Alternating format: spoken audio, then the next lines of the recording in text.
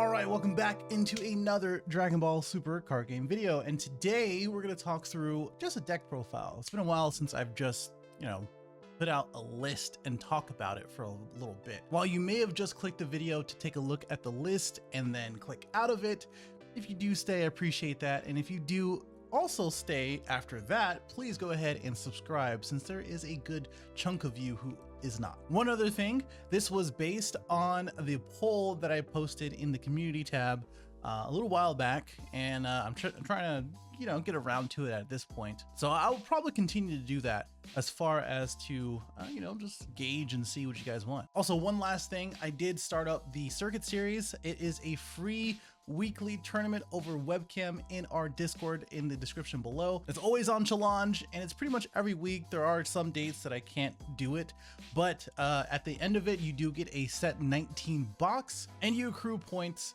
basically to compete for that product. This is sponsored by Mystic TCG, so I appreciate everything they do, but I will be adding additional prizing and different things like VOD access, first place videos, things like that to the channel as well for YouTube members. Anyway, the whole reason why I made this, just like I said in the poll, or for the poll, basically, well, Super Saiyan 4 Bardock got a little bit of a boost. He came out of the anniversary box, I think the 2021, probably last year. Who knows at this point, but there's been so many.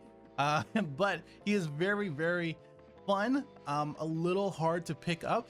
I will kind of go a quick refresher in the list as well. But if you do or don't want to look at that and want to look at my original deck profile, here is the card up there. I think that this soul card, this Super Saiyan 4 Gogeta card, actually gave him a good amount of boost.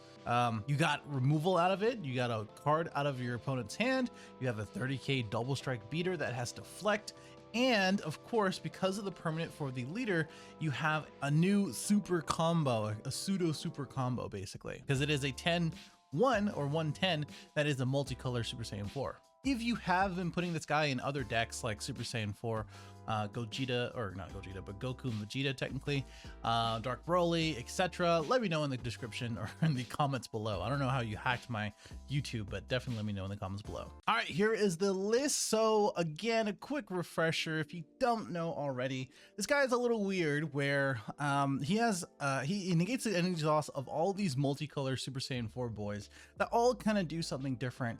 Both have been being played, comboed, and as well as placed in energy, and they're all pretty unique, which is why I like this deck so much.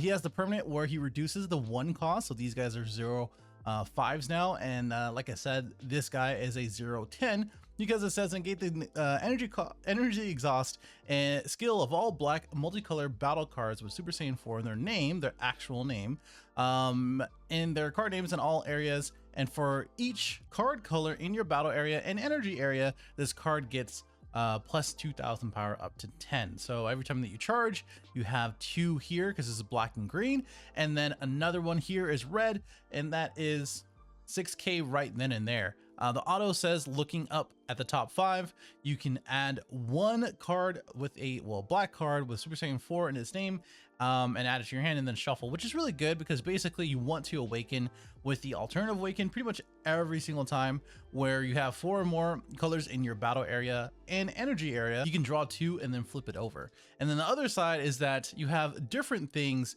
where you can swing with the auto, and then you get different effects for every colors that you have, or as many colors that you do in your have. Basically for every color, number of colors that you have in your battle and energy area. 2 colors, you get a 5k, so it's a 20k swing, and you get to rest something on their end. 3 colors, you get to untap a black multicolor at the end of the turn, and then you draw 4 colors and choose one of their unisons and remove a marker, which is just super clutch. So more often than not, you're either going to wait until turn 4 to get 4 energy in and then awaken with those effects, or you can use some of the effects where like this guy, any of the similar art, like this is similar art and these guys have similar art, they're corresponding effects where you can use the auto, where if there's a 3 or more energy between you and your opponent, so you can have 1 and they can have 2, if you're going second, that type of thing. You can go ahead and pay 1 to place this in rest mode and then choose one of their unison cards and Gase's skills for turn. This guy returns 3 or less, and then I think that is the only 2 that actually do that. I think everyone else kind of has their own thing, but there are other multicolored cards like this guy where you can either basically it's played or placed in energy. You can choose one of your opponent's cards in their hand and then bottom deck it, and then they draw 1, so you can kind of mess up some of their super combos or combo things in their hand. And then when you're playing from the hand, you get to draw 2 and then bottom deck 1. So it's really good for cycling and just that extra draw. And it's a 16k critical. This is probably my favorite card out of the whole multicolor set. And of course, again, you can kind of go through it.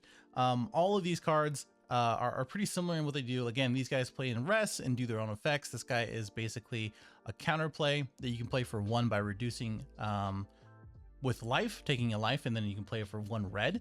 And then you can prevent a 20k without deflect being played. This guy pops something more or less to warp, and then you can basically remove a marker that has 3 or more markers on a unison as well. This guy is really good because it just sort of pops anything pretty tiny, like any 1 cost, because it does minus 2k for every color or in your energy area. We are playing the Super Saiyan 4 Vermilion Saiyans because obviously this gets the most mileage out of it. Not only with each color you get ignoring barrier and setting to the warp, but also you get plus 5k for each color in your energy and battle area. So it's pretty sweet. And again, you can finesse these things for the Awakening as well as Vermilion Saiyans, where you can have green, red, blue, and then you can get a yellow by comboing this guy on their on your second energy going into your third, and then you can play this in rest mode and then protect it afterwards, because they're 16Ks. That's what they're designed to do. The only unfortunate part is that because this is a red format coming up and a little bit of yellow, a little bit of blue, it is a little hard to have these guys stay on board. So you're going to have to play defense throughout the entire time. Anyway, again, you can read through those. You should already know what the card does, but this is the whole reason why this is getting another look, where it's an 8 cost 30k, you pay it for 3, and again you get all the things that I was talking about before. You get that 5k if you do it on your turn, you're 25k when you swing now, and then basically beamed out the entire time. I only played 2 bean in this.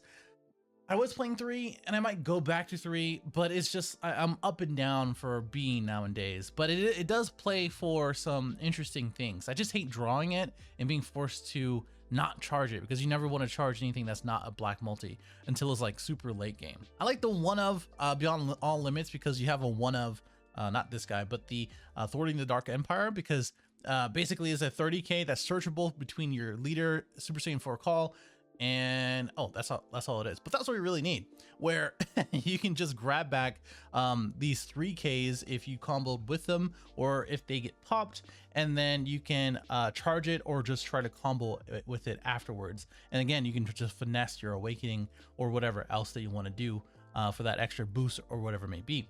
And then we also have the the Unison of Choice, where I think this guy is good because you get to search him between the leader and a Super Saiyan 4's call. 3 is good because I played 4, and it's nice to have it on turn 2, but tapping on turn 2 is kind of like a little sus now, and you don't really need to see it later into the game too. So it's just kind of right now. Same thing for this card, but I am in between this guy and this guy as a one of, because they're both tap a lot of energy and do a lot of stuff cards, right? This guy's a +5. You get to untap 1 here, and then you get to draw 3, deal 1 damage, pitch 2 cards, rest 1 card of their energy or wherever else, and then to warp 2. So you get a lot of stuff. It just doesn't have deflect. But I think as long as you're not going against blue, with 30 bursts as well as trunks, you don't really have to worry about too much. You don't really play too many counters.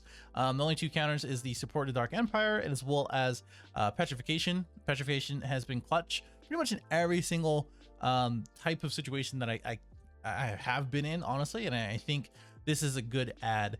You can probably play 2, but this deck is pretty tight, if I do say so myself. This guy is interesting because you can manipulate your energy. You can charge this boy well, you can charge this boy and then pick him up while rested, charge this guy, remove a marker on their turn, and then use him with a bean or something else like that on the next turn, on that current turn, to counter with it. Same thing with this guy, where you can just take another energy and then place this guy and then minus something, which is nice.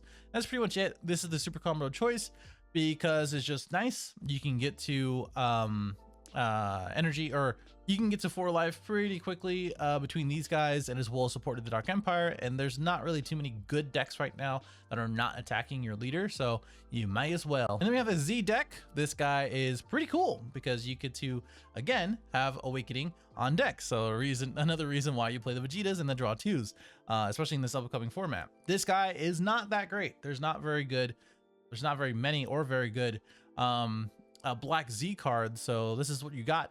And you only have 1 Overrealm, so I mean, if you have it, then you have it. If you don't, then you don't. That's all I can say. But I will say that this guy and Oolong are pretty much the most played. Oolong is interesting because you can Beyond All Limits copy him afterwards, and then now you have 2 30k attackers for 1.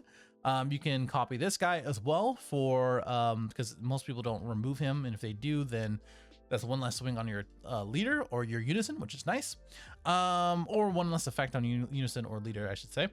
And this guy is cool because you are now playing a black-red card that you can charge in a pinch, along with the other 2 black-red cards. So all you really need is 2 red in order to play this guy, and you can deal a damage and just have a deflect double striker that has barrier. So yeah, you know, you're always gonna have a sand in your drop because of all of these boys.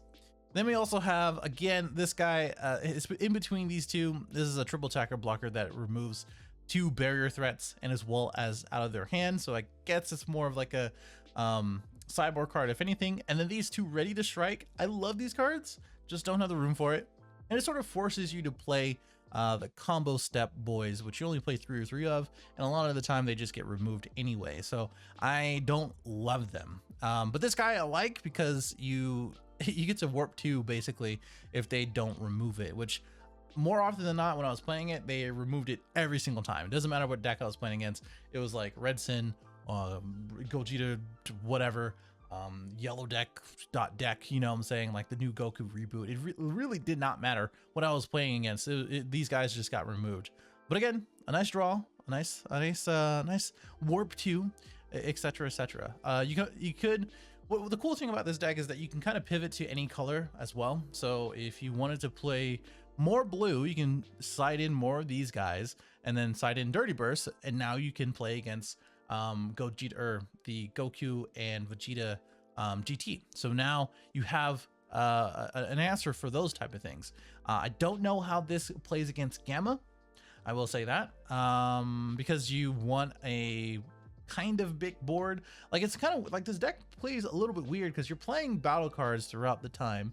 You're manipulating your combo step here, you're responding with counter plays and as well as the counters to prevent them from attacking, and you're trying to play the bigger boys between thwarting, prismatic, and as well as the now 8 cost, which is basically your finisher at this point. So it's great that that has deflect. Everything really doesn't in comparison. So I can't really say too much. I don't really have too much play time against that, but overall I think the deck is solid.